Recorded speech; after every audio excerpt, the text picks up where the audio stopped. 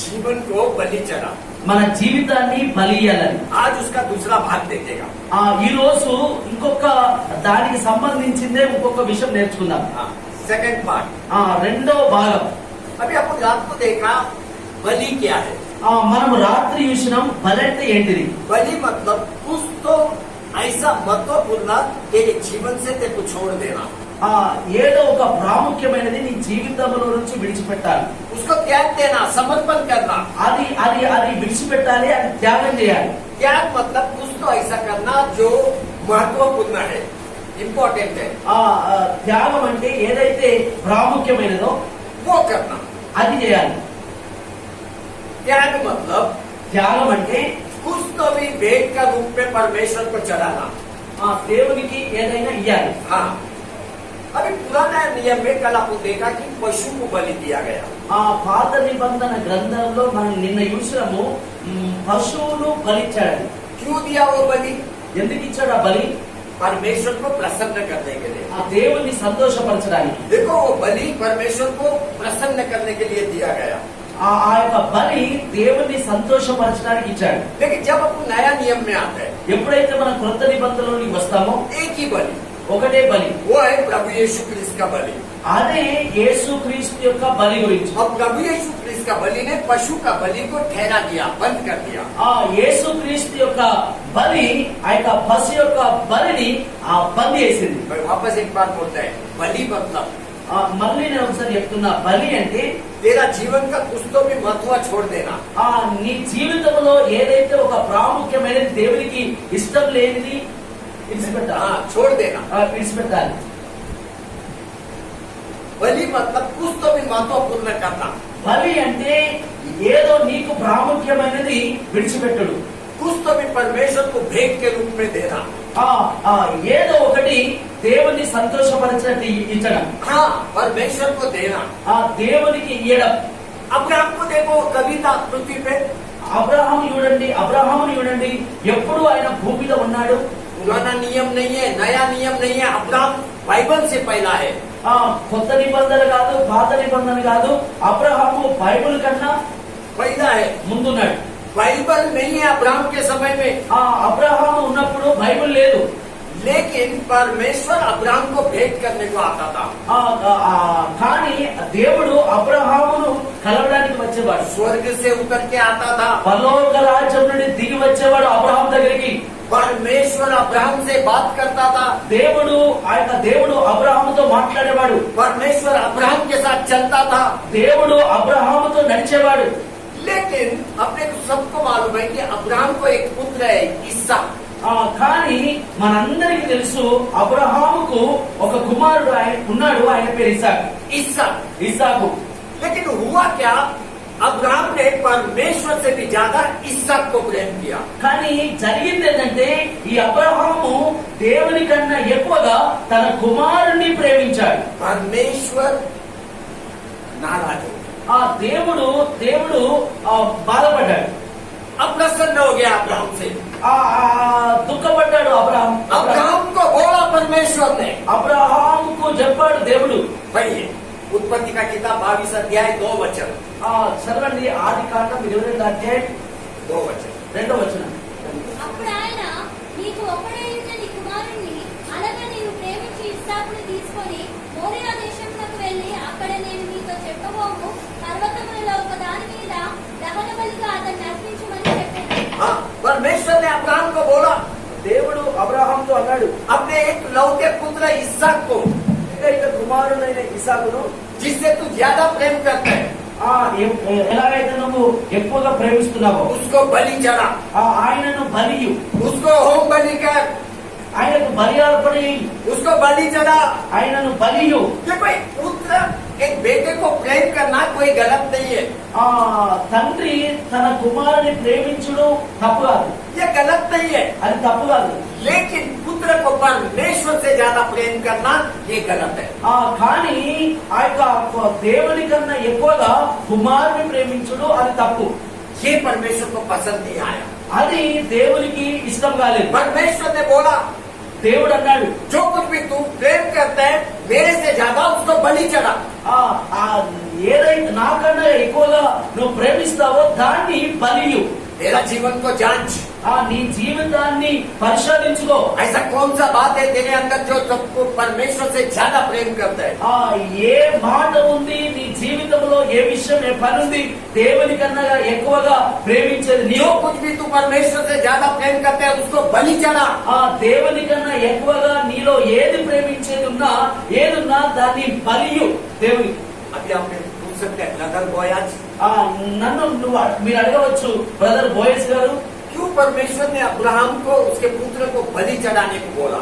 ఎందుకు తన కుమారుడైన ఇస్సాకును బలియమని చెప్పాడని? अभी ध्यान से सुनो। ఇప్పుడు జాగ్రత్తగా వినండి. पहला आपको ये बात मालूम होना मांगता है మొట్టమొదటిగా ఈ మాట మీకు తెలియాలి कि जो कुछ भी परमेश्वर बोलता है उसमें कुछ अर्थ है। ఏదైనా దేవుడు మాట్లాడిందంటే ఏదో ఒక అర్థం ఉంటది. దేవుడి మాటల్లో ఉత్తగా మాట్లాడే దేవుడు, उसमें अर्थ है। అందులో అర్థం ఉంటది గ్రహించాలి మనం. मैं आपको बताता है बहुत ही कम कलीसिया है जहाँ पे परमेश्वर स्पष्ट रीति बात करता है। నేను మీకు చెప్తున్నాను, చాలా తక్కువ సంఘాల్లో దేవుడు క్లియర్ గా మాట్లాడతాడు. కొన్ని సంఘాలు, वो कम कलीसिया में से आपका कलीसिया में भी परमेश्वर स्पष्ट बात करता है। హల్లెలూయా, हालेलुया। అలాంటి సంఘాల్లో మీ సంఘంలో దేవుడు స్పష్టంగా మీతోనే మాట్లాడుతూ ఉంటాడు. ఆయన कितना स्पष्ट पवित्र आत्मा ने आपसे बात किया। ఈ రోజు ఎంత క్లియర్ గా సూటిగా పరిశుద్ధాత్మ దేవుడు మిమ్మల్ని మీతో మాట్లాడాడు. परमेश्वर छुपा हुआ सत्य को आपसे बात किया। ఏదైతే దాచబడ్డ ఆ సత్యాన్ని మీతో మాట్లాడాడు. परमेश्वर जब भी बात करता है उसमें अर्थ रहता है। దేవుడు ఎప్పుడైతే ఒక మాట మాట్లాడతాడో దానిలో అర్థం ఉంటది. उसमें छुपा हुआ सत्य रहता है। అందులో దాచబడిన సత్యం ఉంటది. जब अब्राहम ने परमेश्वर से ज्यादा इसहाक को प्रेम करने लगा, అబ్రహాము అయితే తన కుమారుని కంటే దేవుని కంటే ఎక్కువ తన కుమారుని ప్రేమించాడో क्या हुआ? ఏమి జరిగింది? क्या हुआ? ఏం జరిగింది? क्या हुआ? ఏం జరిగింది? परमेश्वर ने बोला इसहाक को बलि चढ़ा। ఆ దేవుడు అన్నాడు, ఇదిగో నీ కుమారుని బలి నాకు అన్నాడు. जब अब्राहम ने परमेश्वर से ज्यादा इसहाक को प्रेम किया, क्या हुआ मालूम है? ఎప్పుడైతే దేవుని కన్నా ఎక్కువగా తన కుమారుని అబ్రహాం ప్రేమించాడు కనుక ఏం జరిగిందో తెలుసా? अब्राहम परमेश्वर का बिना हो गया। దేవుడు ఆయనతో లేడు. अब्राहम के साथ परमेश्वर नहीं है, అబ్రహాము తోటి దేవుడు లేడు. क्योंकि इसहाक अभी उसके साथ है। ఎందుకంటే ఇస్సాకే ఆయనతో ఉన్నాడు, అబ్రహాంతో. अभी परमेश्वर का बिना मतलब దేవుడు లేని జీవితం అంటే तू पृथ्वी पे व्यर्थ है। దేవుడు లేని జీవితము వ్యర్థము. ఆ బ్రతుకుడే వేస్తున్నా. तेरा जीवन में कोई अर्थ नहीं है। నీ జీవితంలో ఎలాంటి ఒక అర్థం లేదు. దేవుడు లేని జీవితము అసలు వ్యర్థమే వ్యర్థం. जब अब्राहम इसहाक को प्रेम करने लगा उसका जीवन का अर्थ निकल गया। ఎప్పుడైతే అబ్రాహాము తన కుమారుని ప్రేమించాడో ఆయన జీవితంలో అర్థము లేని జీవితంగా परमेश्वर से ज्यादा प्रेम किया जब भी उसका जीवन का अर्थ खत्म हो गया। దేవుని కన్నా ఎక్కువగా తన కుమారుని ప్రేమించడం ద్వారా తన జీవితం అర్థం లేని పరిస్థితిలో అయిపోయింది. परमेश्वर ने बोला इसहाक को बलि चढ़ा। దేవుడు అన్నాడు, ఇదిగో ఇస్సాకును బలియమని. क्यों इसहाक को बलि चढ़ा? ఎందుకు ఇస్సాకును బలియాలి? क्योंकि अब्राहम का जीवन को अर्थ आना मांगता है। అబ్రహాం యొక్క జీవితానికి అర్థం కలగాలి. जब परमेश्वर ने बोला इसहाक को बलि चढ़ा, దేవుడు చెప్పాడు ఇస్సాకును బలియమని. अब्राहम ने प्रश्न नहीं किया परमेश्वर से। అబ్రహాము ఎందుకు ప్రభువా నా కుమారుని ఎందుకు బలియమంటున్నావు ప్రభువా అని ఆయనకు ప్రశ్న వేయలేడు దేవుడు. प्रश्न नहीं किया। ప్రశ్న వేయలేడు అబ్రహాము దేవునికి. लेकिन अब्राहम ने इसहाक को बलि देने के लिए तैयार हो गया। ఎప్పుడైతే దేవుడు తన కుమారుని బలియమని చెప్పాడో ఆ బలియడానికి ఆయన సిద్ధపడ్డాడు అబ్రహాం. आज कई विश्वासी अनजाने में अपने बीच में परमेश्वर से ज्यादा दूसरे बातों को प्रेम कर रहा है। చాలా మన మధ్యలో మన సంఘాల్లో దేవుని కన్నా ఎక్కువగా వేరే వారిని ప్రేమించే వారు ఉన్నారు. इसका मतलब है तू परमेश्वर का बिना है। దాని అర్థం ఏంటంటే దేవుడు లేని జీవితాన్ని నువ్వు గడుపుతున్నావు, జీవిస్తావు అనుకుంటున్నా. कितना विश्वासी खाली खुद को प्रेम करता है। ఎంత మంది విశ్వాసులు తనకు తనే ప్రేమించుకుంటారు. कितना विश्वासी खाली खुद के लिए जीता है। ఎంత మంది విశ్వాసులు వాళ్ళ కొరకే బ్రతుకుతూ ఉంటారు. विश्वासी का स्वभाव देखेगा तो अन्य जाति से भी व्यर्थ है। విశ్వాసుల జీవితాలను చూసినట్లయితే దేవుని నమ్ముకోనల వారి కంటే వ్యర్థంగా ఉన్నది వాళ్ళ జీవితాలు. व्यर्थ है। అసలు లాభం లేని బ్రతుకున్నది క్రైస్తవులు. विश्वासी पैसे के पीछे दौड़ रहा है। ఆ విశ్వాసి యొక్క డబ్బుల వెనుక పరిగెత్తుతున్నాడు. विश्वासी संसार के बातों के पीछे दौड़ रहा है। విశ్వాసి లోక సంబంధమైన వాటి వెనుక పరిగెత్తుతున్నాడు. संसार की बातों के पीछे दौड़ रहा है। ఆ లోక సంబంధమైన మాటల వెనుక పరిగెత్తుతున్నాడు. इसका मतलब है परमेश्वर तेरे जीवन में नहीं है। దీని అర్థం ఏంటంటే దేవుడు నీ జీవితంలో లేడని. सांसारिक बातों को बलि चढ़ा। ఆ లోక సంబంధమైన మాటలను బలియు. संसार को प्रेम मत कर। ఆ లోక సంబంధమైన లోకాన్ని ప్రేమించకు. लेकिन संसार में जो मनुष्य जाति है उसको प्रेम कर। ఆ లోకంలో ఉన్న మనుషులను ప్రేమించు. मेरा अब्बा पिता को देख। నా తండ్రి అయిన దేవుని చూడు. संसार के लोगों को इतना प्रेम किया। ఆ లోకంలో ఉన్న ప్రజలను ఎంత ప్రేమించాడంటే अपना एक लौता पुत्र को दे दिया। తన సొంత కుమారుని అనుగ్రహించాడు. क्योंकि जो कोई पुत्र पे विश्वास करेगा ఎవరైతే ఆ కుమారుని మీద విశ్వాసం ఉంచుతారో उसका नाश नहीं होएगा। వారు నశించిపోరు. उसको अनंत काल का जीवन मिलेगा। వారికి నిత్య జీవం దొరుకుతుంది. बाइबल बोलता है यूहन्ना का किताब 3:16 में బైబిల్ చెప్తుంది యోహాను సువార్త 3:16 पिता ने अपने पुत्र को दे दिया। ఆ తండ్రి అయిన దేవుడు తన కుమారుని అనుగ్రహించాడు. क्यों दिया? ఎందుకు ఇచ్చాడు? क्यों दिया? ఎందుకు ఇచ్చాడు? ताकि वो क्रूस के ऊपर अपना पाप को लेके अपना प्राण को बलि चढ़ाए। ఆ యొక్క తన కుమారుడు అనేకుల యొక్క పాపము ఆయన మీద వేసుకొని సిలువలో వేలాడతానని. स्वर्ग में పరలోక రాజ్యంలో स्वर्ग में పరలోక రాజ్యంలో आज भी प्रभु यीशु क्रिस्त का लहू रखा हुआ है। ఇప్పుడు కూడా యేసయ్య రక్తము ఉంచబడి ఉన్నది. मैं स्वयं स्वर्ग में जाके ये बातें देख के आया। నేను స్వయంగా పరలోక రాజ్యం వెళ్ళి నేను చూసి వచ్చిన విషయాలే మీకు చెబుతున్నాను. प्रभु यीशु क्रिस्त खड़ा था। యేసు క్రీస్తు నిలబడి ఉన్నాడు. अब्बा पिता खड़ा था। తండ్రి అయిన దేవుడు నిలబడి ఉన్నాడు. दोनों का बीच में एक मेज है, टेबल। ఈ ఇద్దరి మధ్య ఒక టేబుల్ ఉంది. उसके ऊपर थाली में प्रभु यीशु क्रिस्त का लहू है। ఆ పల్లె లాంటి దాని మీద ఒక పల్లెం ఉంది. ఆ పల్లెములో యేసయ్య రక్తం ఉంది. मैं गया उधर। నేను అక్కడికి వెళ్ళినాను. प्रभु यीशु क्रिस्त मेरे को देख रहा है। యేసు క్రీస్తు ప్రభు నన్ను చూస్తున్నాడు. लेकिन अब्बा पिता मेरे को नहीं देख रहा है। కానీ తండ్రి అయిన దేవుడు నన్ను చూస్తలేడు. प्रभु यीशु क्रिस्त लगातार मेरे को देख रहा है। యేసు క్రీస్తు ప్రభు నన్నే చూస్తున్నాడు. हम लोग तीनों बातचीत नहीं कर रहा है। మేము ముగ్గురము మాట్లాడుకుంటలేము. लेकिन आंखों में कुछ हो रहा है तीनों में। కానీ చూపులలో ఏదో జరుగుతుంది. प्रभु यीशु क्रिस्त ने अपना आंख पिता की ओर घुमाया। ప్రభు యేసు క్రీస్తు నా వైపు నుంచి తండ్రి అయిన దేవుడి వైపు చూశాడు. दोनों आंख में कुछ बातचीत किया। తండ్రి అయిన దేవుడు యేసు క్రీస్తు ప్రభు ఆ యొక్క కన్నులలోనే వల్ల మాటలు జరిగినాయి.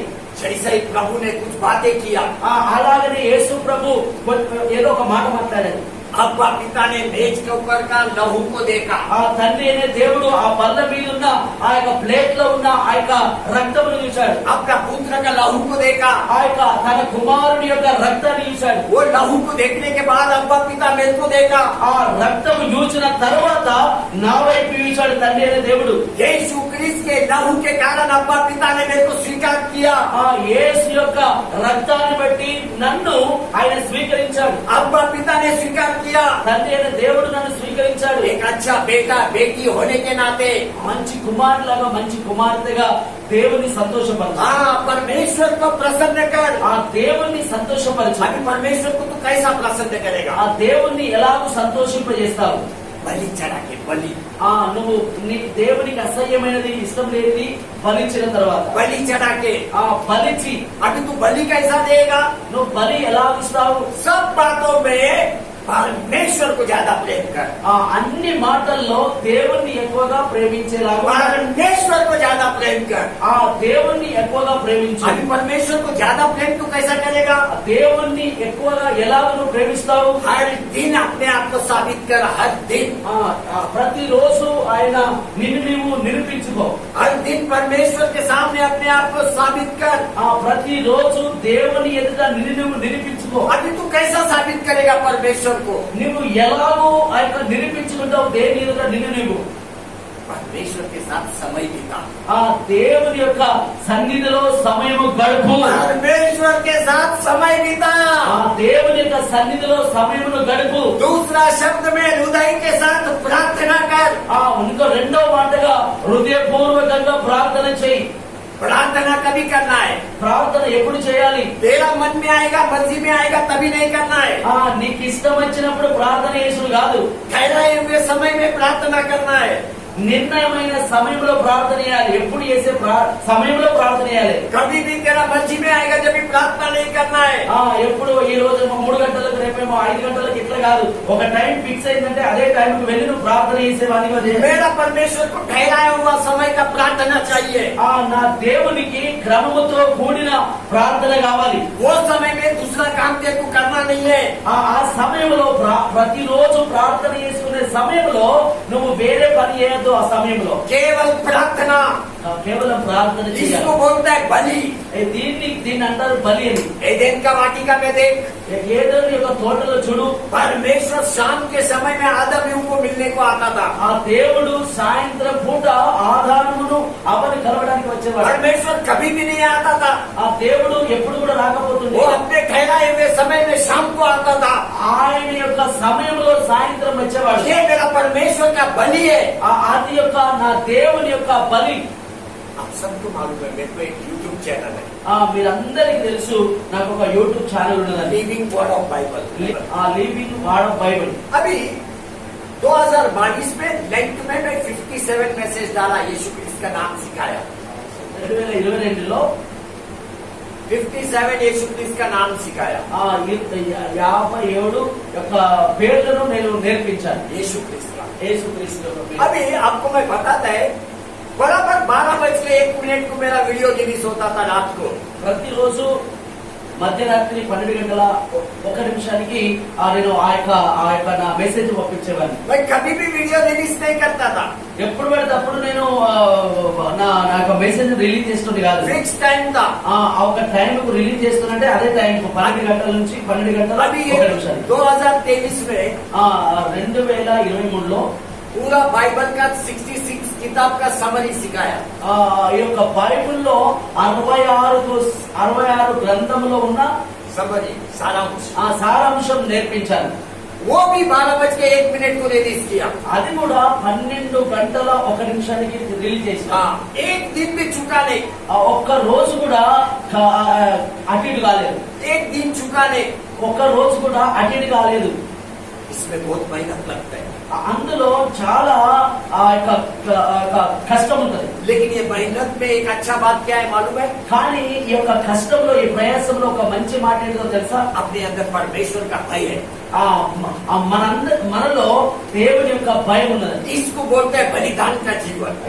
దీనికి అంటారు బలితో కూడిన జీవితం అని. तेरा समय प्रार्थना का ठहरा के रख, నీ ప్రార్థనను ఒక సమయంలో కేటాయించుకో. परमेश्वर का भय को मान, परमेश्वर को डर। దేవునికి భయపడు. अभी एक हफ्ता पहला क्रिश्चियन फेलोशिप में मेरे को फर्स्ट नंबर मिला यूट्यूब को। హల్లెలూయా, हालेलुया। పైన యొక్క వారంలో యూట్యూబ్ లో నాకు మొదటి స్థానం దొరికింది. क्यों मिला ये फर्स्ट नंबर? ఎందుకు దొరికింది ఈ మొదటి స్థానం? नाइट टाइम में नाइट मैसेज, परमेश्वर की बातें। సరైన టైంలో సరైన మెసేజ్, దేవుని యొక్క మాటలను పంపించిన తర్వాత. इतना ही नहीं, विदेश से एक जन ने मेरे को मैसेज भेजा, कुछ भी मदद कर मांगता है तो मेरे को लिख के भेज। హల్లెలూయా, హల్లెలూయా. అంతేకాదు, విదేశాల నుంచి నీకు ఏదైనా అవసరం ఉంటే, పరిచర్యకు సంబంధించి కానీ ఏదైనా అవసరం ఉంటే నాకు రాసి పంపు, అవసరత నేను తీరుస్తానని. देखो ये क्रम का ये बेनिफिट है। ये క్రమంగా మనం క్రమమైన భక్తి చేస్తే, క్రమమైన ప్రార్థన చేస్తే అదే దేవుడికి బలిగా చేర్చబడుతుంది. हालेलुया। హల్లెలూయా. आज कई विश्वासी प्रार्थना करता है लेकिन उनका ठहराया हुआ समय नहीं है। చాలా మంది ఆ యొక్క ప్రార్థన చేస్తారు కానీ ఆ ప్రార్థన సమయము అది ఆ యొక్క కేటాయించిన సమయం కాదది. नहीं है वो, కాదది. आपका मन में आएगा जब भी प्रार्थना करेगा, ఎప్పుడు నీకు అనుకుంటావు అప్పుడు ప్రార్థన చేస్తావు. वो भी तेरा दिल में आएगा तो करेगा, नहीं तो नहीं। అది కూడా నీ మనసులో చేయబుద్ధి అయితేనే అది చేస్తావు, లేకపోతే నువ్వు నీ పనిలో నువ్వు మునిగిపోతావు. तेरा मूड का ऊपर डिपेंड है।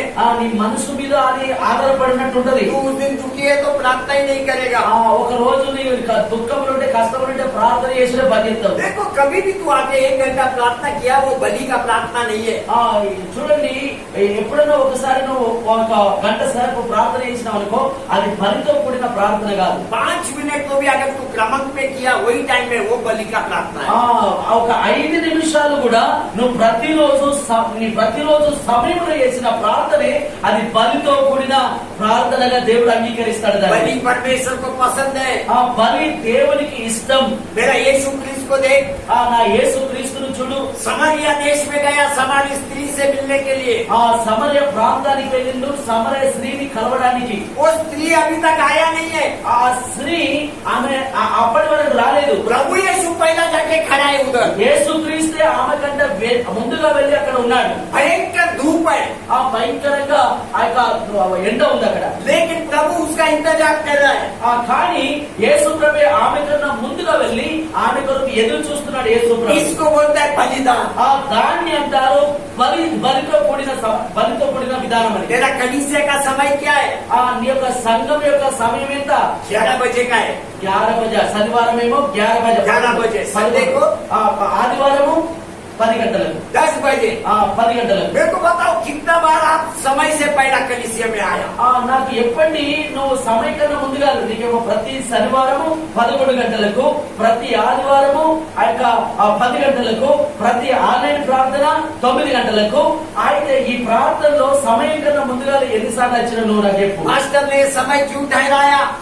ఈ పాస్టరు ఈ సమయముని ఎందుకు నియమించాడు? ये क्रमंक है, ఇది క్రమం. ये समय बलिदान है। ఈ సమయము బలితో కూడిన క్రమం. ఇది 10 बजे का समय है संडे को।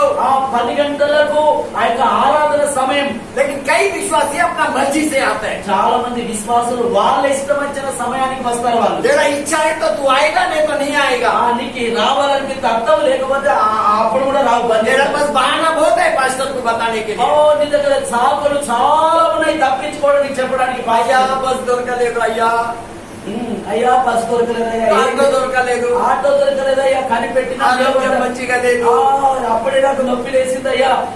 बहुत बहुत बहुत बहुत बहाना है तेरे पास। చాలా చాలా సాకులు ఉన్నాయి ఆ యొక్క తప్పించుకోవడానికి నీ దగ్గర.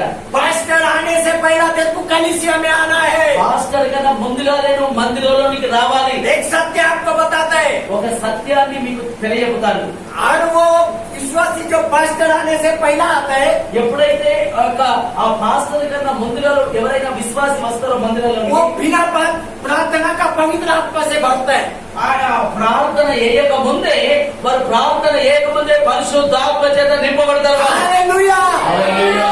ये सत्य बात आपको मैं बता रहा है। ఇది ఒక సత్యమైన మాట మీకు తెలియజేస్తున్నాను. तू 10 बजे से पहला आके देख, तू पवित्र आत्मा से भरेगा। 10 గంటల కన్నా ముందుగా మందిరంలోకి వచ్చి చూడు, నువ్వు పరిశుద్ధాత్మ చేత నింపబడిన కుమార్తెగా ఉంటావు. वो भी प्रार्थना करे बिना, అది కూడా ప్రార్థన చేయక ముందే. हालेलुया। హల్లెలూయా.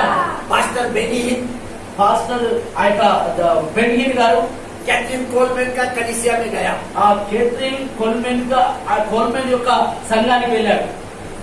कलीसिया का दरवाजा खुलने से पहला गया। ఆ మందిరం యొక్క తలుపులు తెరవక ముందే వెళ్ళాడు. ఆ దైవచంద్రాల యొక్క నడిపిస్తున్న సంఘంలోనికి. బాగా జాగ్రత్తగా వినండి. 6 बजे दरवाजा खुलता है, 6 बजे। ఉదయమే 6 గంటలకే తెరబడి ఉంటుంది మందిరం యొక్క తలుపులు. लेकिन पास्टर बेनीहिन 5 बजे आके खड़ा है। కానీ ఆ యొక్క పాస్టర్ ఆ బెన్హిన్ అనే దైవచనుడు 5 గంటలకే నిలబడ్డాడు ఆ దర్వాజా దగ్గర. दरवाजा खुलने के लिए खड़ा है। ఆ దర్వాజా తెరవడానికి నిలబడ్డాడు. और भयंकर ठंडी है उधर, क्योंकि उधर बर्फ गिरता है। చాలా జాగ్రత్తగా వినండి. చాలా ఆ యొక్క చల్లటి వాతావరణం ఉంది, ఎందుకంటే ఇక్కడ ఆ యొక్క మంచు పడుతుంది కనుక. ने सूटर पहना है। ఆ పాస్టరు ఆ యొక్క షూట్ వేసుకున్నాడు. वो ठंडी में खड़ा है, चर्च खुला नहीं है। ఆ చలిలో నిలబడ్డాడు. ఆ మందిరం యొక్క తలుపులు వేయబడినాయి, బయట నిలబడ్డాడు. आपको मालूम है वो समय से पहला आने से क्या हो गया? మీకు తెలుసా సమయం కన్నా ముందుగాలు వచ్చల ద్వారా ఏం జరిగిందో? वो पवित्र आत्मा से भर गया। ఆ బయటనే ఆయన పరిశుద్ధాత్మ చేత నింపబడ్డాడు. इतना ठंडी में उसको पसीना आने लगा। అంత చల్లటి యొక్క సమయంలో కూడా ఆయన యొక్క చెమట వచ్చును ప్రారంభమైంది. वो सूटर निकाला, उसको गर्म हो रहा है। ఆయన యొక్క కోటు తీసేశాడు, ఆయనకు గరం అవుతుంది. बलि बलि बलि इसको बोलते हैं, बलि समय से ఆ దాన్ని అంటారు బలి, సమయం కన్నా ముందుగచ్చుడు, దానికి బలికి సాదృశ్యం. तू भी पवित्र आत्मा से बनेगा నువ్వు కూడా పరిశుద్ధాత్మ చేత నింపబడిన కుమార్తెగా అవుతావు, కుమారునిగా అవుతావు. जब परमेश्वर तेरा बलि का ऊपर दृष्टि डालता है, ఆ దేవుడు నీ యొక్క బలి మీద ఆయన దృష్టి ఉంచుతాడు. उसमें से क्या दिखाई देता है? అందులో నుంచి ఏం కనబడతారు? तेरा प्रेम परमेश्वर के लिए दिखाई देता है, అందులో నుంచి నీ ప్రేమ దేవుని కొరకు కనబడుతుంది. परमेश्वर को तेरा प्रेम दिखाई देता है, దేవునికి నీ ప్రేమ కనబడుతుంది. इसलिए परमेश्वर तेरे को पवित्र आत्मा से भरता है। అందుకోసమే దేవుడు నిన్ను దేవుని ఆత్మ చేత నింపుతాడు. परमेश्वर को क्रमक बहुत जरूरी है। దేవునికి క్రమము చాలా ప్రాముఖ్యమైనది. वो जो ठहराए हुए समय में प्रार्थना करता है, ఎప్పుడైతే నియమించబడిన సమయంలో ప్రార్థన చేస్తారో वो व्यक्ति पृथ्वी पे का खतरनाक प्राणी बनता है, डेंजरस प्राणी, ఆ వ్యక్తి భూమి మీద ఒక బలమైన వ్యక్తిగా మార్చబడతాడు. डेंजरस डेंजरस खतरनाक, బలమైన వ్యక్తిగా మార్చబడతాడు. कुछ भी उसमें नुकसान नहीं पहुंचा सकता है। ఏది కూడా ఆయనను నష్టపరచదు. दानियल को देख, దానియేలు 3 बार प्रार्थना करता था, ప్రతిరోజు 3 సార్లు ప్రార్థించేవాడు. सुबह दोपहर शाम, ఉదయం మధ్యాహ్నం సాయంత్రం उसका समय फिक्स था, ఆయన సమయము ఆ యొక్క కరెక్ట్ ఉండేది. समय फिक्स था, ఆ సమయము నియమించబడిన సమయంలో ప్రార్థించేవాడు. उसका जगह भी फिक्स था, ఆయన స్థలము కూడా కరెక్టే. उसका मुंह भी जेरूसलेम का मंदिर का तरफ रहता था, ఆయన ముఖము కూడా మందిరం వైపు తిరిగి కిటికీలు తెరిచి ప్రార్థించేవాడు. उसका क्रमक के कारण ఆయన క్రమమును బట్టి दानियल पृथ्वी पे का खतरनाक प्राणी बना, ఆయన భూమి మీద ఆ యొక్క బలమైన వ్యక్తిగా మార్చబడ్డాడు. डेंजर, एकदम डेंजर। ఆ బలమైన వ్యక్తి वो इतना डेंजर हो गया कि शेरों का झुंड भी उसको कुछ नहीं कर सका। ఎంత బలమైన వ్యక్తిగా అయిపోయిందంటే ఆ యొక్క సింహం యొక్క झुंड झुंड సింహం యొక్క గుహ కూడా ఏం చేయలేకపోయింది. उसको कुछ नहीं कर सका, ఆయన ఏం చేయలేకపోయింది. సింహం యొక్క उसके ऊपर अटैक भी नहीं कर सका। ఆ సింహం యొక్క గుహలో ఉన్నప్పుడు కూడా ఆ సింహములో ఆయనను హాని చేయలేకపోయాయి. प्रार्थना करता है तो बलि का पाप प्रार्थना कर, ఆ ప్రార్థన చేస్తే బలితో కూడిన ప్రార్థన చేసిన बलि का प्रार्थना तेरे को सामर्थ्य व्यक्ति बनाएगा। ఆ బలితో కూడిన ప్రార్థన ఒక సామర్థ్యం కలిగిన వ్యక్తిగా నిన్ను నిలబెడుతుంది. बलि का प्रार्थना में तेरे अंदर से परमेश्वर का सामर्थ्य बहने लगेगा। ఆ బలితో కూడిన ప్రార్థన ఎప్పుడైతే చూస్తావో దేవుని యొక్క బలం నీలో నుంచి బయటకు వెళ్తుంది. परमेश्वर का प्रकाश तेरे से बहने लगेगा, దేవుని యొక్క వెలుగు నీలో నుండి బయటకు వెళ్తుంది. एक बड़ा विश्वास तेरे में से बहने लगेगा, బలమైన విశ్వాసం నీలో ఉంటుంది. स्वस्थता तेरे अंदर से बहने लगेगा, ఆ స్వస్థత కార్యాలు నీ ద్వారా జరుగుతాయి. दोनों बाजू दुष्ट आत्माएं गिर जाएंगे। నీ రెండు పక్కల ఆ యొక్క దుష్టాత్మలు పడిపోతాయి. मेरा परमेश्वर के लिए बलि चढ़ा तेरा जीवन को, నా దేవుని కోసం నీ జీవితాన్ని బలియు. ये तेरा लाभ के लिए देगा। ఇది నీ లాభం కోసం ఉండాలి. जब कैथरीन कोलमैन चलता था, ఎప్పుడైతే ఆ యొక్క కొత్రిన్ కెల్విన్ అనే దైవజనుడు నడుస్తారో ఫాస్ట్ అమ్మ चलता था, लोग गिरता था दोनों बाजू। ఆమె నడుస్తున్నప్పుడే ఆ యొక్క ప్రజలు ఎవరిని ముట్టకముందే ఆమె కాలి నడిచిపోతే ఆమె మీద ఉన్న దేవుడిచ్చిన ప్రభావం బట్టి ప్రజల కింద పడిపోయేవాళ్ళు. वो अम्मा पवित्र आत्मा के साथ बात करता था, ఆమె పరిశుద్ధాత్మ దేవునితో మాట్లాడుతూ ఉండేది. कई चमत्कार को अम्मा ने किया, ఎన్నో గొప్ప అద్భుతాలు ఆమె ద్వారా దేవుడు జరిగించాడు. लेकिन आज विश्वासी का परिस्थिति क्या है? కానీ ఈ రోజుల్లో విశ్వాస యొక్క పరిస్థితి ఎలా ఉంది? बलि का जीवन नहीं है, బలి యొక్క జీవితం లేదు. बलि का जीवन नहीं होने के कारण तू दूसरे के ऊपर निर्भर है चमत्कार के लिए। ఆ బలితో కూడిన ప్రార్థన లేదు కాబట్టి ఇతరుల మీద ఆధారపడి బ్రతుకుతున్నావు నీ జీవితాంతం. चमत्कार के लिए दूसरे के ऊपर निर्भर है, అద్భుతాల కొరకు ఇతరుల మీద ఆధారపడుతున్నావు, ఇతరుల వైపు చూస్తున్నావు, ఇతరుల కాలు పట్టుకుంటున్నావు. तू बलि का जीवन जी, నువ్వు బలితో కూడిన జీవితం బ్రతుకు. तू दूसरे के लिए चमत्कार बनेगा। నీవు ఇతరుల కొరకు ప్రకాశిస్తావు. देखो तेरे जीवन में से कई बातें तू बलि चढ़ा सकता है। నీ జీవితంలో నుండి ఎన్నో మాటలను బట్టి మాటలు బలియచ్చు. हाँ, बलि चढ़ा सकते हैं। బలియచ్చు. जैसा तेरे अंदर का घमंड को छोड़ दे, నీ లోపల ఉన్న గర్వమును విడిచిపెట్టు, అది కూడా ఒక బలిగా దేవుడు అంగీకరిస్తాడు. तेरे अंदर का लालच को छोड़ दे, నీలో ఉన్న అత్యాశను విడిచిపెట్టు, तेरे अंदर का जलन को छोड़ दे, నీలో ఉన్న ఓర్వలేని స్వభావం విడిచిపెట్టు, तेरे अंदर का क्रोध को छोड़ दे, నీలో ఉన్న క్రోధమును విడిచిపెట్టు, दूसरों को फंसाने का छोड़ दे, ఇతరులను మోసపరిచే స్వభావం విడిచిపెట్టు, दूसरों के विषय में बात करने को छोड़ दे, ఇతరుల మీద అనవసరమైన మాటలు విడిచిపెట్టు, మాటలు మాట్లాడు విడిచిపెట్టు, दुष्ट बातें करना छोड़ दे, దుష్ట మాటలు మాట్లాడు విడిచిపెట్టు, दुष्ट विचार को छोड़ दे। దుష్ట ఆలోచనలు విడిచిపెట్టు. प्रार्थना का बलि परमेश्वर को बहुत पसंद है। ప్రార్థన యొక్క బలి దేవునికి చాలా ఇష్టంతో కూడింది ఉంటుంది. प्रार्थना में तेरे को शरीर तोड़ने को सीखना है। ప్రార్థనలో నీ శరీరమును నలగొట్టుడు నేర్చుకోవాలి. एक विश्वासी का सबसे अच्छा उत्तम बलि प्रार्थना है। ఒక విశ్వాసికి అన్నిటికన్నా ప్రాముఖ్యమైనది ప్రార్థన బలి. क्या तेरे को प्रार्थना का महत्व सुनना है? इंपॉर्टेंट। నీకు ప్రార్థన యొక్క ప్రాముఖ్యత వినాలనుందా? जिसको सुनने का है वो लोग हाथ उठा के बोला हाँ मेरे को सुनने का। ఎవరికైతే వినాలనుకుంటారో వాళ్ళు చేతులెత్తి చెప్పండి, నేను వినాలనుకుంటున్నా ప్రార్థన యొక్క ప్రాముఖ్యత ఏంటిదో నేను వినాలనుకుంటున్నా, తెలుసుకోవాలనుకుంటున్నా, నేర్చుకోవాలనుకుంటున్నా అన్న వాళ్ళు చేతులెత్తింది. हाँ मेरे को सुनने का है बोलो। నేను నాకు వినాలని చెప్పండి నోటితో. తినాలనా వినాలనా? హల్లెలూయా. తిందాం కానీ విందాం.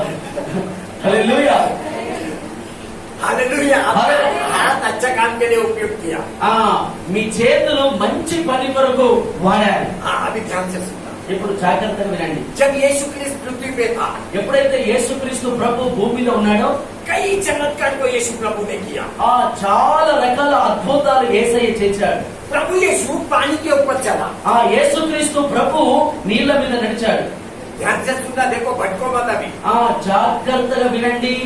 भटको मत, इधर उधर मन जाने को मत दो। అటు ఇటు మీ మనసు వెళ్ళనీయకండి.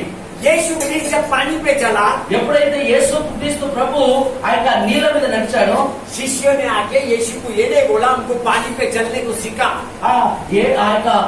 శిష్యులు యేసు ప్రభు దగ్గరికి వచ్చి నీళ్ల మీద నడుచుడు మాకు నేర్పమని అనలేదు, नहीं बोला। చెప్పలేదు.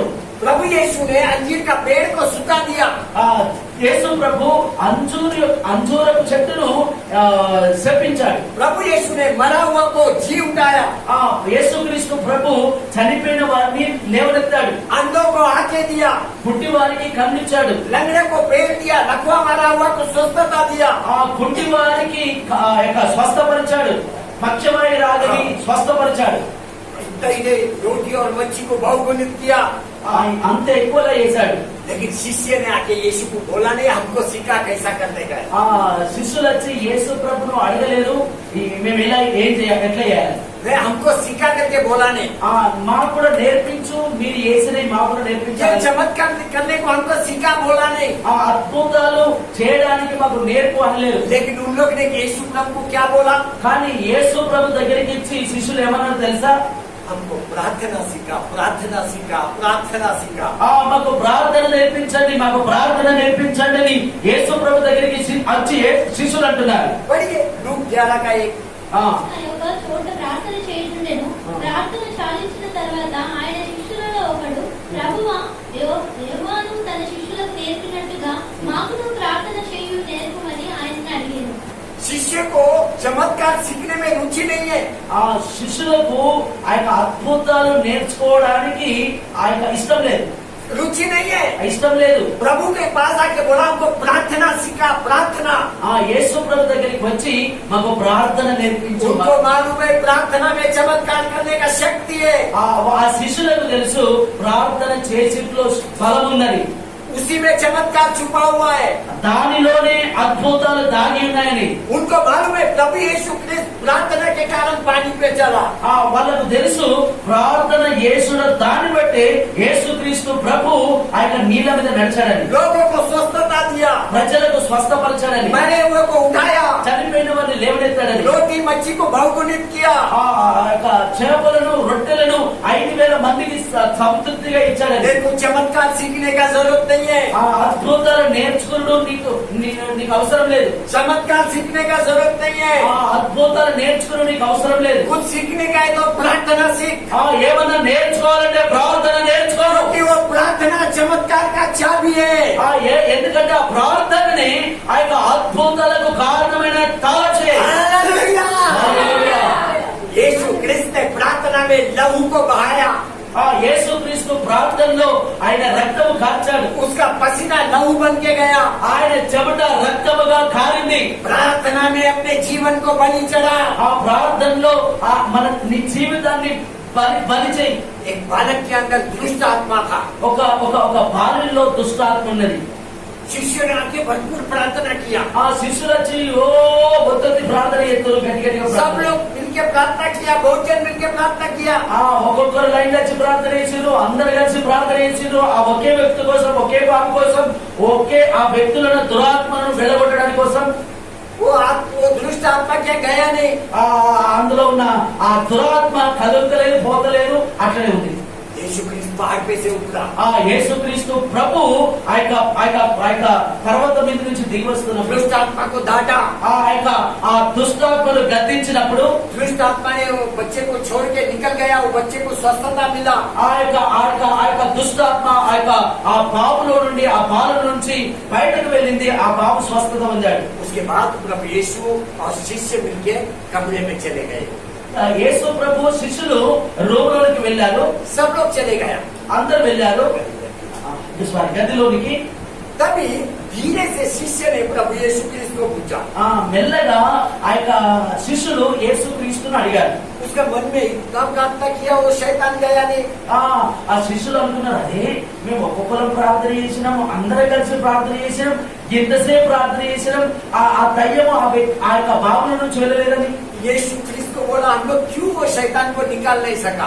యేసుక్రీస్తు ప్రభుని, అయ్యా నువ్వు ఒక్క మాట గద్దిస్తేనే ఆ వ్యక్తిలో ఆ భావనలో దురాత్మ వెళ్ళిపోయింది, మేము అందరం కలిసి ప్రార్థన చేసినా ఎందుకోలేదయ్యా అని యేసు ప్రభును ఆ శిష్యులు అడుగుతున్నారు. यीशु क्रिस्त ने उनको उत्तर दिया।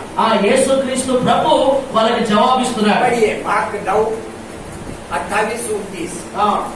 ఆయన ఇంటిలోనికి వెళ్ళిన తర్వాత ఆయన శిష్యులు మేమెందుకు ఆ దయ్యంలో వెళ్ళగొట్టలేకపోతుందని ఏకాంతంగా ఆయనను అడిగింది.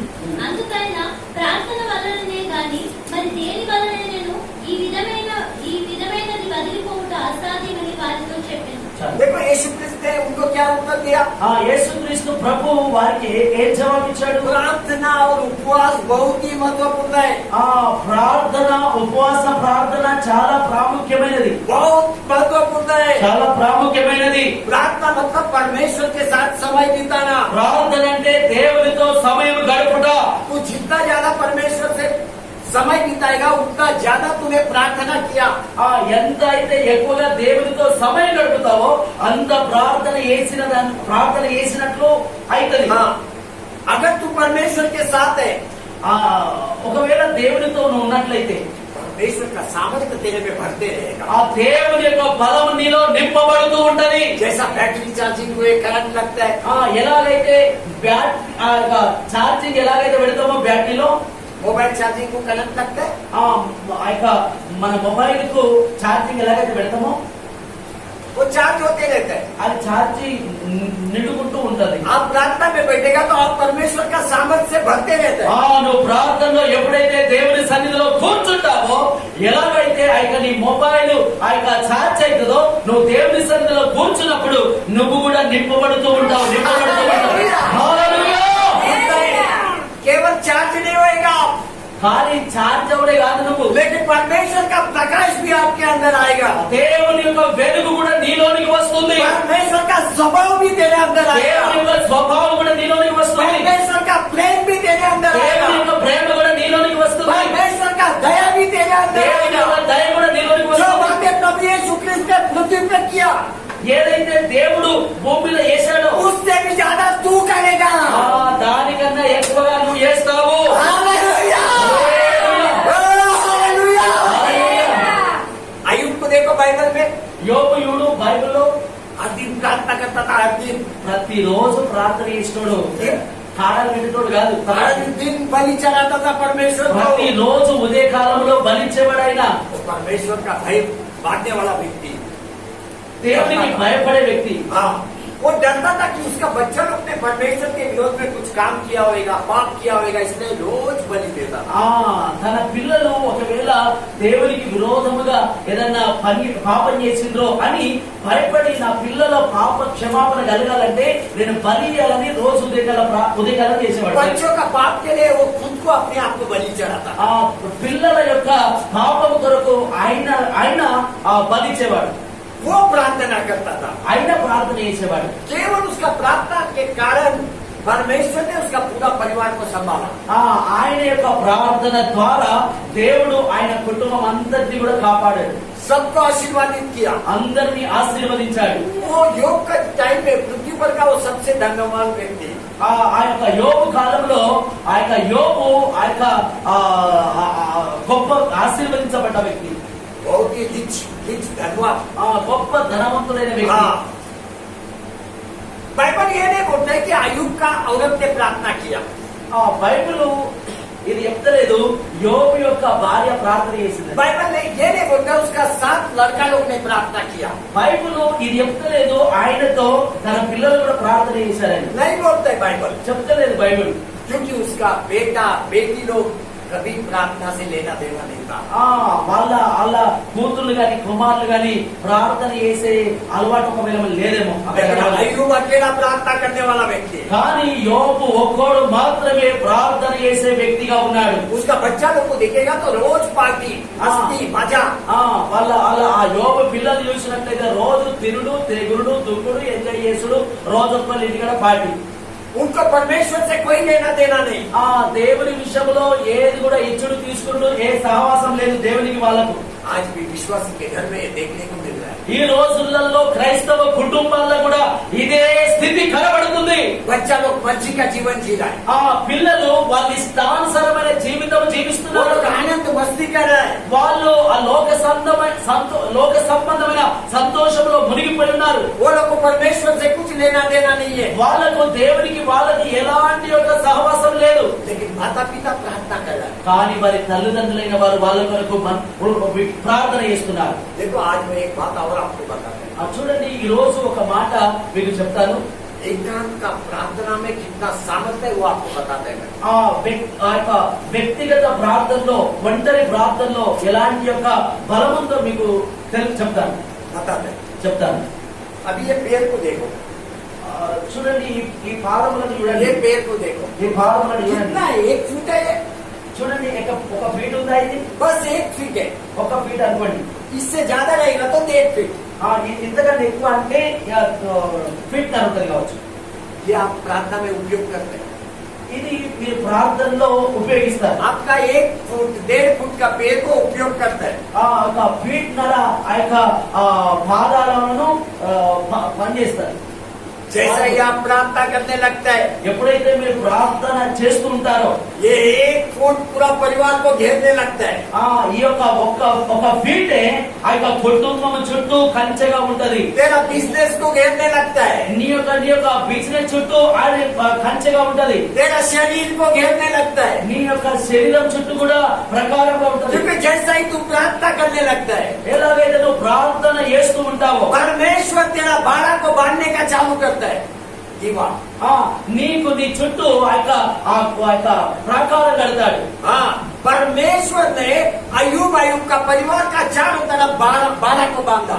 ఆ యొక్క దేవుడు యోబు చుట్టూ తనకు కలిగిన దాని చుట్టూ కూడా ఆయన కంచె వేశాడు. और अय्यूब का प्रार्थना के कारण परमेश्वर ने उनको आशीर्वादित भी किया। ఆ యోబు యొక్క ప్రార్థనను బట్టి ఆ యొక్క కుటుంబాన్ని కూడా దేవుడు దీవించాడు. अभी अय्यूब का प्रार्थना से कौन परेशान है? యోబు యొక్క ప్రార్థన బట్టి ఎవరు పరిశ్రమలో పడ్డారు, టెన్షన్ లో పడ్డారు? शैतान परेशान है। నీ ప్రార్థన బట్టి సైతాన్ పరిశ్రమ పడాలి. वो परेशान है ఆ సైతాన్ గారు గోపుకొని ఎన్నికలను తీసుకోలే. क्योंकि परमेश्वर ने बाड़ा बांधे रहे। దేవుడు ఆ యొక్క కంచె నాటాడు.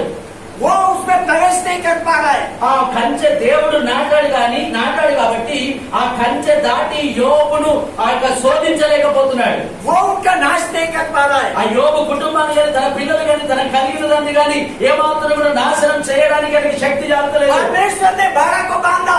ఆ దేవుడు ఆ యొక్క వారి చుట్టూ కంచె నాటాడు. तभी शैतान जाके परमेश्वर को बोला. అప్పుడు సైతాన్ వెళ్లి దేవునితో అన్నది, पढ़ो अय्यूब का किताब 1 अध्याय 10 वचन. చదవండి యోబు గ్రంథం 1వ అధ్యాయం 10వ వచనం.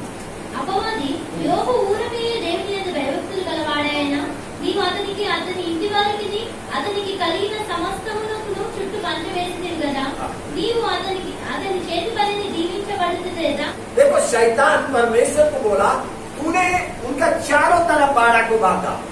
సైతాన్ గాడు దేవుడితో అంటున్నాడు, ఆ చుట్టూ ఆయనకు కంచె వేశావు. अभी ध्यान देना. ఇప్పుడు జాగ్రత్తగా వినండి. प्रार्थना से क्या हो गया? ప్రార్థనను బట్టి ఏం జరిగింది తెలుసా? परमेश्वर ने बाड़ा को बांधा. ఆ దేవుడు కంచె నాటాడు.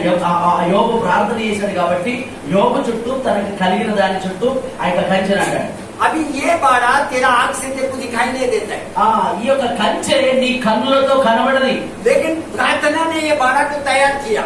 కానీ నువ్వు ప్రార్థన యేసుని ద్వారా ఆ కంచెను నువ్వు తయారు చేసుకున్నావు. अभी ये बाड़ा किसको दिखाई देता है? ఈ యొక్క కంచె ఎవరికి కనబడుతుందో తెలుసా? शैतान को दिखाई देता है. शैतान को.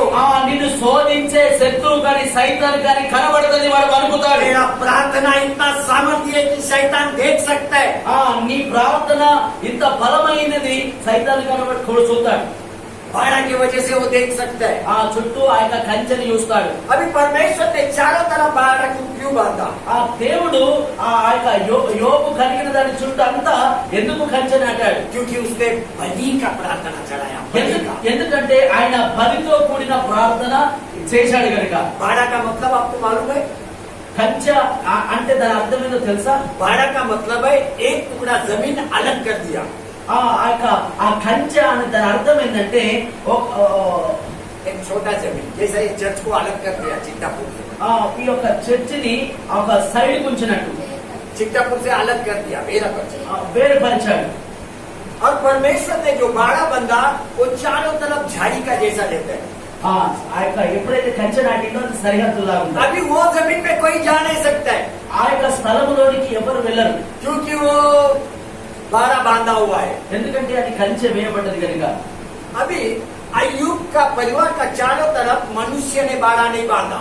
ఆ యొక్క యోబు చుట్టూ ఆ యొక్క మనుషులు కంచె వేయలేదు. लेकिन परमेश्वर ने बाड़ा को बांधा.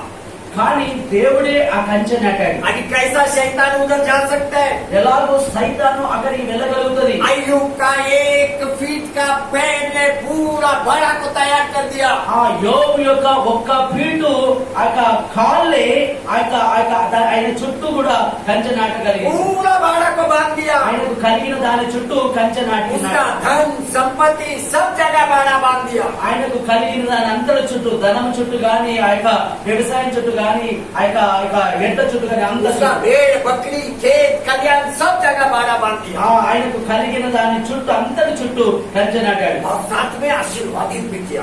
దానితో పాటు కూడా ఆశీర్వదించాడు. बलि का जीवन का ये सामर्थ्य है. బలితో కూడిన ప్రార్థన యొక్క ఇది బలం. मेरा परमेश्वर बोलता है जीवन को बलि चढ़ा. నా దేవుడు అంటాడు, నీ జీవితాన్ని బలియు. तेरा जीवन को बलि चढ़ा. నీ జీవితాన్ని బలియు. अब्राहम से बोला इसहाक को बलि चढ़ा. అబ్రహాముతో అన్నాడు ఇస్సాకును బలియమని. अभी से जो परमेश्वर के लिए बलि का जीवन जीना चाहता है, ఇప్పటి నుంచి ఎవరైతే దేవుని కొరకు ఆ బలిగా జీవించాలనుకుంటారో वो लोग खड़ा हो जाओ. వాళ్ళు నిలబడండి. वो అందరూ लोग खड़ा हो जाओ. ఎవరైతే ప్రభా నేను बलि का जीवन जीने वाला लोग खड़ा हो जाओ. నేను బలి ఇచ్చే జీవితాన్ని జీవిస్తా అన్న వాళ్ళు లేచి నిలబడండి. हालेलुया. హల్లెలూయా. हालेलुया. హల్లెలూయా. डांस करके बलि का जीवन जीने वाला है. ఎగురండి, ఎగురండి. हालेलुया. హల్లెలూయా. కాదనప్పుడు పోతాయి. హల్లెలూయా. आपको डांस करने को आता नहीं, మీకు ఎగురుడు రాదట. इसके लिए शैतान भागता नहीं. హల్లెలూయా. అందుకోసమే సైతాన్ మీ దగ్గరికి దొరుకుతలేదు. कभी आप डांस करेगा? ఎప్పుడు మీరు నాట్యం చేయగలుగుతారు? चलो डांस नहीं करेगा सब लोग हाथ बंद करें. మీరు నాట్యం చేయకుండా పర్లేదు కానీ అందరి కళ్ళు మూసుకోండి. सब लोग हाथ बंद. అందరు కళ్ళు మూసుకోండి. सनी आग बंद करो। अंदर कళ్ళు మూసుకోండి। आप तैयार हो गया మీరు परमेश्वर के लिए बलि का जीवन जीने के लिए। మీరు తయారైండ్రు దేవుని కొరకు జీవించడానికి। आंखें बंद रखो, खोलो मत। ఆ కళ్ళు మూసుకోండి, ఆ యొక్క తెరవదు। हम उस समय प्रभु को ध्यान करते हैं। కొంత సమయము దేవుని ధ్యానిద్దాం। నీ సిలువను మోసుకొని ఒంటరిగానే వెళ్ళిపోతున్నావా? నీ సిలువను మోసుకొని ఒంటరిగానే వెళ్ళిపోతున్నావా? ఎవ్వరితో రాలేదా? ఎవ్వరి సిలువను మోయలేదా? ఎవ్వరితో రాలేదా? ఎవ్వరి సిలువను మోయలేదా?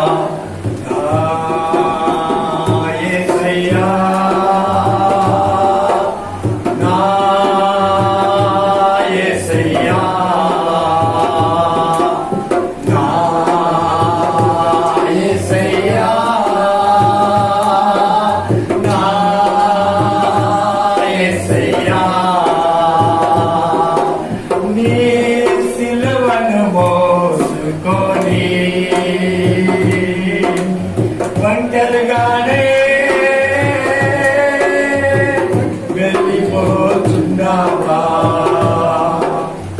హల్లెలూయా, హల్లెలూయా, హల్లెలూయా, హల్లెలూయా, హల్లెలూయా, హల్లెలూయా, హల్లెలూయా, హల్లెలూయా, హల్లెలూయా, హల్లెలూయా. Glory, శుక్ర్.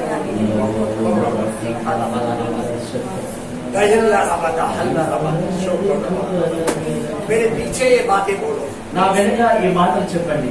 आज से मैं परमेश्वर के लिए जीने को तैयार है। ఈ రోజు నుంచి నేను దేవుడి కొరకు జీవించడానికి సిద్ధంగా ఉన్నాను। एक बलि का जीवन जीने को तैयार है। ఒక బలితో కూడిన జీవితం జీవించడానికి సిద్ధంగా ఉన్నాను। मैं मेरा शरीर को प्रार्थना में तोड़ूंगा। నా శరీరాన్ని ప్రార్థనలో నేను నిలబెడతాను। मेरा घमंड को छोड़ दूंगा। నా గర్వాన్ని విడిచిపెడతాను। जलन को छोड़ दूंगा। జలాన్ని విడిచిపెడతా। क्रोध को छोड़ दूंगा। క్రోధాన్ని విడిచిపెడతా। लालच को छोड़ दूंगा। అత్యాశను విడిచిపెడతా। मैं दूसरों के विषय में बात नहीं करूंगा। ఇతరుల గురించి అనవసరంగా मैं మాట్లాడతా। दुष्ट बातों का नजदीक नहीं जाऊंगा। ఆ దుష్ట మాటల విషయంలో దగ్గరికి వెళ్ళా। मेरा मन में बुरा विचार आने नहीं दूंगा। నా మనసులో చెడ్డ ఆ యొక్క ఆలోచన రానియా। अभी जोर से आवाज से परमेश्वर को बोलो, जोर से। కొంచెం గట్టి స్వరముతో యేసయ్యతో చెప్పండి। मैं प्रार्थना करूंगा। నేను ప్రార్థన చేస్తాను। मैं प्रार्थना करूंगा। నేను ప్రార్థన చేస్తాను। కొంచెం గట్టి స్వరంతో గట్టి స్వరం। मैं प्रार्थना करूंगा। నేను ప్రార్థన చేస్తాను ప్రభు। वो भी ठहराए हुए समय में करूंगा। నేను నియమించబడిన సమయంలో ప్రార్థన చేస్తాను। ठहराए हुए समय में करूंगा। నేను నియమించబడిన సమయంలో ప్రార్థన చేస్తాను। हालेलुया, హల్లెలూయా, हालेलुया। बैठ जाओ, बैठ जाओ। కూర్చోండి కూర్చోండి। आपको मैं आके डांसर बना के छोड़ेगा। మీకు డాన్సర్ చేసే విడిచిపెడతా। डांस सिखा के ही छोड़ेगा। నాట్యం నేర్పే విడిచిపెడతా మిమ్మల్ని। देखो, जोब के परिवार पे संकट आया। యోబు యొక్క జీవితంలో కష్టాలు వచ్చినాయో पूरा परिवार पे संकट आया। ఆ కుటుంబం అందరి మీద కష్టాలు लेकिन వచ్చినాయి। अय्यूब परमेश्वर पे क्रोधित नहीं हुआ। కానీ ఆ యొక్క యోబు దేవుని మీద ఆ యొక్క సనగలేడు, क्रोधित नहीं हुआ। విరోధంగా మారలేడు। उसने बोला परमेश्वर को, जो तूने दिया वो तूने दे दिया। దేవునితో అన్నాడు యోబు, ఏదైతే మీరు ఇచ్చారో అది తీసుకున్నారు। उसका विचार को देखो। ఆయన ఆలోచన చూడండి, उसमें श्राप नहीं है, पाप नहीं है, दोष नहीं है। ఆ ఆలోచనలో శాపం లేదు, దోషం లేదు, పాపం లేదు, ఏం లేదు. वो दुखी भी नहीं है, ఆయన దుఃఖంలో కూడా లేడు. लेकिन परमेश्वर पे निर्भर है कल के लिए। కానీ దేవుని మీద ఆయన ఆధారపడుతున్నాడు రేపటి కోసం. कल के लिए परमेश्वर पे निर्भर है। ఆ రేపటి కోసం దేవుని మీద ఆధారపడుతున్నాడు. आज क्या तू परीक्षा से जा रहा है? నీవు ఈ రోజు ఆ యొక్క కష్టాల గుండా వెళ్తున్నావా? क्या परीक्षा से जा रहा है? ఆ కష్టాల గుండా వెళ్తున్నావా? तू रो मत, ఏడవకు, నువ్వు तू दुखी मत हो, నువ్వు నువ్వు దుఃఖపడకు, लेकिन परमेश्वर पे निर्भर हो। కానీ దేవుని మీద ఆధారపడు. वो तेरा जीवन को फिर से बनाएगा, దేవుడు మళ్ళీ నిన్ను కడతాడు, फिर से तेरे जीवन को बनाएगा। మళ్ళీ దేవుడు నిన్ను తిరిగి కడతాడు, నిలబెడతాడు. अय्यूब को दुगना आशीर्वाद दिया, యోబును రెండంతలుగా ఆశీర్వదించాడు. वो तेरे को भी आशीर्वाद देगा। ఆయన నీకు కూడా ఆశీర్వదిస్తాడు. कलीसिया ये सब बातें सुन के क्या तू खुश है? సంగమా, ఈ మాటలన్నీ విని నువ్వు సంతోషిస్తున్నావా? तू खुश होने का कारण क्या है मालूम है? నువ్వు సంతోషించడానికి కారణం ఏంటో తెలుసా? तो परमेश्वर का उपस्थिति को अनुभव कर रहा है, దేవుని యొక్క सन्निधि। దేవుని యొక్క సన్నిధిని అనుభవిస్తున్నావు. तू परमेश्वर का उपस्थिति को अनुभव कर रहा है। దేవుని యొక్క సన్నిధిని అనుభవిస్తున్నావు. अब फिर से एक बार प्रश्न करता है, మనము మరొకసారి ప్రశ్నిస్తుందాం, बलि का जीवन क्या है? బలి అంటే ఏంటిది? एकांत का सफर, एकांत, अकेला ही किधर भी जाना, एकांत का मतलब ये। ఒంటరిగా ఎక్కడికన్నా వెళ్ళడం, हाँ, एकांत का सफर, వ్యక్తి ఒంటరిగా ఉండడం, వెళ్ళడం. ये विश्वासी का जीवन में बहुत ही काम का चीज है। విశ్వాస జీవితంలో ఇది చాలా ప్రాముఖ్యమైనది. अकेला रहना बहुत जरूरी है, ఒంటరిగా ప్రభుతో గడపడం చాలా लेकिन आज अपन विश्वासी को देखेगा तो वो लोग झुंड में रहना पसंद करता है, ఈ రోజుల్లో చూసినట్లయితే, విశ్వాసం చూసినట్లయితే ग्रुप में रहना पसंद करता है। గ్రూపులు కట్టుకుని ఉంటారు. हाँ, ग्रुप में प्रार्थना उनको चाहिए। కలిసి ప్రార్థన చేస్తూ ఉంటారు. ये गलत कुछ नहीं है, ఇది తప్పే కాదు, కానీ लेकिन इसके साथ में एकांत का प्रार्थना भी जरूरी है। కలిసి ప్రార్థన చేసుడు ఎంతనో వ్యక్తిగతంగా ఒంటరిగా ప్రభుతో గడిపే అనుభూతి కూడా ఉండాలి. क्योंकि एकांत का प्रार्थना में परमेश्वर तेरे को भेंट करने को आता है। ఎందుకంటే ఆ యొక్క వ్యక్తిగత ప్రార్థనలో దేవుడు నిన్ను కలవడానికి వస్తాడు. परमेश्वर भेंट करने को आता है। దేవుడు నిన్ను కలవడానికి వస్తాడు. देखो यीशु क्रिस्त का जीवन को देखो, యేసుక్రీస్తు యొక్క జీవితాన్ని చూడు. उसका ज्यादा समय एकांत का समय है। ఆయన ఎక్కువ సమయము వ్యక్తిగతంగా దేవుడితో గడిపేవాడు. वो शिष्य के साथ प्रार्थना करने को पहाड़ पे गया, ఆ శిష్యులతో ప్రార్థన చేయడానికి ఆ యొక్క పర్వతం మీదకి వెళ్ళిండు. लेकिन शिष्य को बोला तुम इधर प्रार्थना करो, वो आगे जाके प्रार्थना किया अकेला। ఆ శిష్యులకు చెప్పాడు, మీరు ఇక్కడ ఉండి ప్రార్థన చేయండి అని. ముందుకు ఒక రాత్రి దూరం వెళ్ళి అక్కడ ప్రార్థన చేశాడు. उनका साथ में प्रार्थना नहीं किया, వాళ్ళతో కలిసి ప్రార్థన చేసేవాడు. एकांत में వ్యక్తిగతంగా ఒంటరిగా దేవుడితో గడిపేవాడు. एकांत का प्रार्थना बहुत ही महत्वपूर्ण है, దేవుడితో నువ్వు వ్యక్తిగతంగా ప్రార్థన చేయడం చాలా ప్రాముఖ్యమైనది. क्योंकि एकांत का प्रार्थना में तू परमेश्वर से बात करता है। వ్యక్తిగత ప్రార్థనలో నువ్వు దేవుడితో మాట్లాడతావు. एकांत का प्रार्थना में परमेश्वर का उपस्थिति को अनुभव करता है। వ్యక్తిగత ప్రార్థనలో దేవుని యొక్క సన్నిధిని అనుభవిస్తావు. जब यीशु क्रिस्त ने क्रूस को अपना कंधे पे लिया, ఎప్పుడైతే యేసుక్రీస్తు ప్రభు సిలువను ఆయన యొక్క భుజాల మీద తీసుకున్నాడు, कलवरी के मार्ग में चलने लगा, ఆ యొక్క कलवरी मार्ग में కల్వరి మార్గంలో వెళ్ళడం ప్రారంభించాడు. क्रूस को लेकर चलने लगा। ఆ యొక్క సిలువను ఎత్తుకొని వెళ్ళాడు. मेरे को बताओ कौन था उसके साथ? నాకు చెప్పండి, ఆయనతో ఎవరున్నారు? उसका शिष्य भी उसके साथ नहीं, శిష్యులు కూడా ఆయనతో కూడా లేదు. पूरा इजराइल प्रजा वहां पे जिन्होंने चमत्कार को आनंद किया, मजा किया, लेकिन एक भी आगे नहीं आ रहा है प्रभु के पास। ఆ దేశ ప్రజలందరూ కూడా ఆయన ద్వారా స్వస్థత పొందుకున్నారు, సంతోషం పొందుకున్నారు, కానీ ఎవరు కూడా ఆయనతో కూడా లేరు. उसका क्रूस को उठाने के लिए कोई आगे नहीं आ रहा है। ఆయన సిలువను లేపడానికి లేకపోతే ఆ భారం వేయడానికి ఎవరు కూడా ముందుకు వస్తారు. यीशु को मदद करने को कौन आगे नहीं आ रहा है? యేసుకు సహకారులుగా ఎవరు వస్తలేరు. अकेला प्रभु यीशु ఒక్కడే మిగిలిపోయింది. बहुत का तरफ चल के जा रहा है, మరణం వైపు ఆయన నడుస్తూ वो వెళ్తున్నాడు. अकेला बोझ को उठाए रहे। ఆయన ఒక్కడే ఆయన యొక్క వేటును లేవనెత్తాడు, సిలువను లేవనెత్తున్నాడు. हाँ, उसका शरीर देखेगा तो पूरा टुकेला है, ఆయన శరీరం చూసినట్లయితే గాయపరచబడింది. सर से पांव तक लहू बह रहा है, ఆ యొక్క తల నుండి పాదాల వరకు రక్తం కారుతుంది. उसका कुछ घाव में खून काला हो गया है। ఆ కొన్ని స్థలాల్లో రక్తము నల్లబడిపోయింది. हाँ, उसके अंदर बलि नहीं आगे बढ़ने को, ताकत नहीं है। ఆయనకు ముందు నడవడానికి బలం లేని స్థితిలో ఉన్నాడు. क्रूस भी भारी है। ఆ శిలువ కూడా చాలా వజన్గా ఉంది. वो दिन एक व्यक्ति आगे नहीं आया उसको मदद करने को। ఆ రోజు ఒక్క వ్యక్తి కూడా ఆయనకు సహాయం చేయడానికి ముందుకు రాలేడు. वो अकेला, ఆయన ఒక్కడే वो మిగిలిపోయాడు. अकेला ఆయన ఒక్కడే మిగిలిపోయాడు. 3 बार जमीन पे गिरा, 3 बार। 3 సార్లు ఆ శిలువ మోయలేకనో మరి మొత్తం మీద నడవలేకనో 3 సార్లు కూడా ఆ శిలువ మోస్తూ కింద పడిపోయాడు. लेकिन ऐसे समय में क्या हुआ?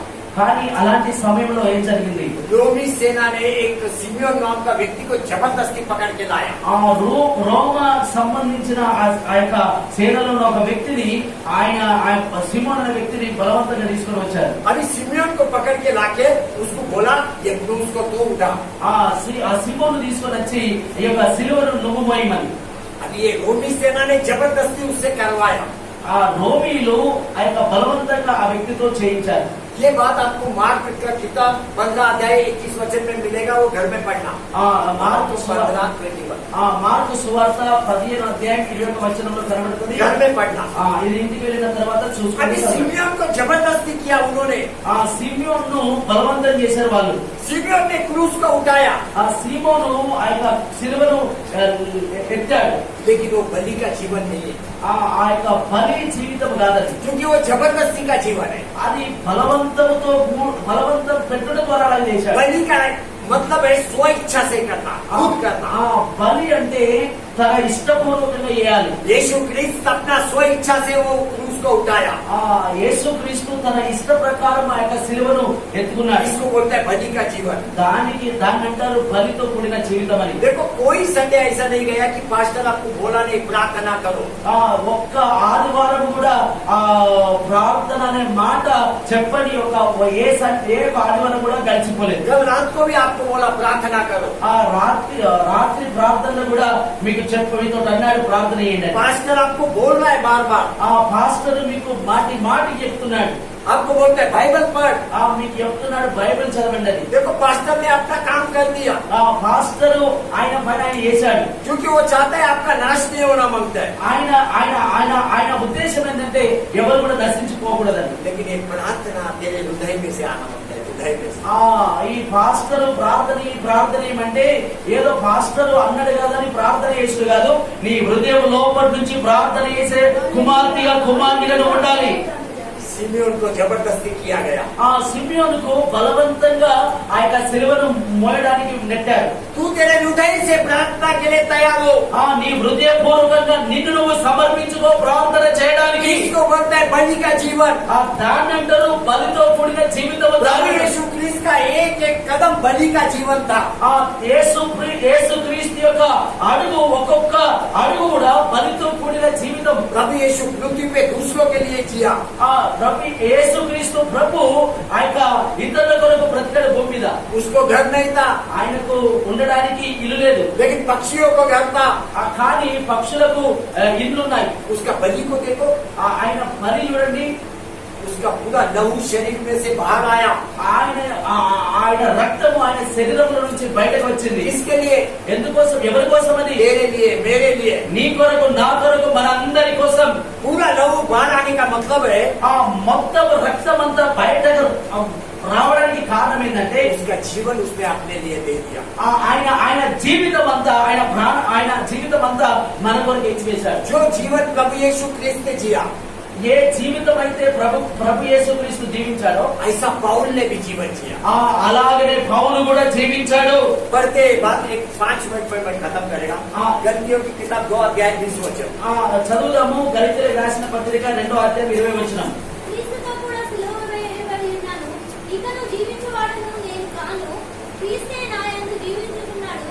నేను ఇప్పుడు శరీరమందు జీవించుచున్న జీవితము నన్ను ప్రేమించి నా కొరకు తను తాను అప్పగించుకొనిన దేవుని కుమారుని అందరి విశ్వాసము వలన జీవించుచున్నాను. पौल क्या बोल रहा है? పౌలు ఏమంటున్నాడు? मैं मसीह के साथ क्रूस पे चढ़ाया गया। నేను యేసుక్రీస్తుతో పాటు సిలువ వేయబడి ఉన్నాను. क्रूस पे चढ़ाया गया। నేను సిలువ వేయబడి ఉన్నాను. और अभी मैं जीवित नहीं है। నేను జీవించువాడు నేను కాదు. अभी मैं जीवित नहीं है। జీవించేది నేను కాదు. मैं अभी जीवित नहीं है मतलब मैं मर गया ना, నేను मैं मर गया। నేను చనిపోయినాను. अभी देखो पाउल क्रूस पे चलाया गया मतलब वो मर गए ना, చూడండి ఆ యొక్క సిలువ మీద వేలాడుతున్నంటే పౌలు చనిపోయాడు. क्योंकि प्रभु यीशु क्रिस्त के साथ उसको क्रूस पे चलाया गया। ఆ యేసు క్రీస్తుతో పాటు ఆయన సిలువలో వేలాడాడు. अभी वो मर गया मतलब सच में मरा नहीं, ఆయన చనిపోయిందంటే నిజంగా చనిపోయినట్టు కాదు. लेकिन उसका ये जो शरीर है, ये मांस है, ये मर गया। ఆయన యొక్క శరీరం అన్న మాంసం అది అనిపోయింది, वो मर गया। అది అనిపోయింది. शरीर मरना चाहिए, पाउल का शरीर मर गया। పౌలు యొక్క శరీరం చనిపోయింది. जब पाउल का शरीर मर गया तभी प्रभु यीशु क्रिस्त उनके अंदर आया। ఎప్పుడైతే పౌలు యొక్క శరీరం చనిపోయిందో యేసుక్రీస్తు ప్రభు ఆయనలోనికి వచ్చాడు. तेरा शरीर जब भी मरेगा तो प्रभु यीशु क्रिस्त तेरे अंदर आएगा। నీ యొక్క శరీర కార్యాలు చస్తేనే యేసు ప్రభు నీలోనికి వస్తాడు. प्रार्थना में शरीर को तोड़ने को सीख, ఆ ప్రార్థనలో నీ శరీరాన్ని నలగొట్టుడు నేర్చుకో. तभी यीशु तेरे अंदर रह सकता है। అప్పుడే యేసుక్రీస్తు ప్రభు నీలో నివసిస్తాడు. क्योंकि ये मांस बोलेगा तो पाप है, ఈ శరీరం అంటే పాప సంబంధించింది. और यही मांस तेरे को पाप करने को लगाता है। ఈ యొక్క శరీరమే నిన్ను పాపము చేయడానికి ప్రేరేపిస్తుంది. ये मांस को बलि चढ़ा, ఈ యొక్క శరీరాన్ని బలియు. यीशु क्रिस्त ने पूरा शरीर को बलि चढ़ा दिया। యేసుక్రీస్తు ఆయన పూర్తిగా శరీరాన్ని బలిచ్చాడు. क्रूस के ऊपर उसका शरीर टूटा हुआ है। ఆ యొక్క శిలువ మీద ఆయన శరీరము ఆ యొక్క ఇరిగిపోయింది. शरीर टूटा ही है। ఇరిగిపోయింది. देखो क्रूस पे क्या दिखाई दे रहा है? శిలువ మీద ఏం కనబడుతుంది? अपना पाप प्रभु यीशु ने अपने ऊपर लिए है। మన పాపాలన్నీ ఆయన మీద వేసుకున్నాడు. यीशु का शरीर को तोड़ा गया अपने पाप के लिए। యేసు ప్రభు యొక్క శరీరము గాయపరచబడ్డది మన కొరకు. अभी पाउल बोलता है मैं मसीह के साथ क्रूस पे चलाया गया। పౌలు అంటున్నాడు నేను యేసు క్రీస్తుతో పాటు కూడా సిలువలో వేలాడి. अभी मैं जीवित ना रहा, నేను బ్రతికిలేను, लेकिन मसीह मेरे अंदर जीवित है। కానీ యేసు క్రీస్తు ప్రభు నాలో జీవించుచున్నాడు. मेरा शरीर बलि चला। నీ శరీరాన్ని బలియు. वो किधर देना है बलि?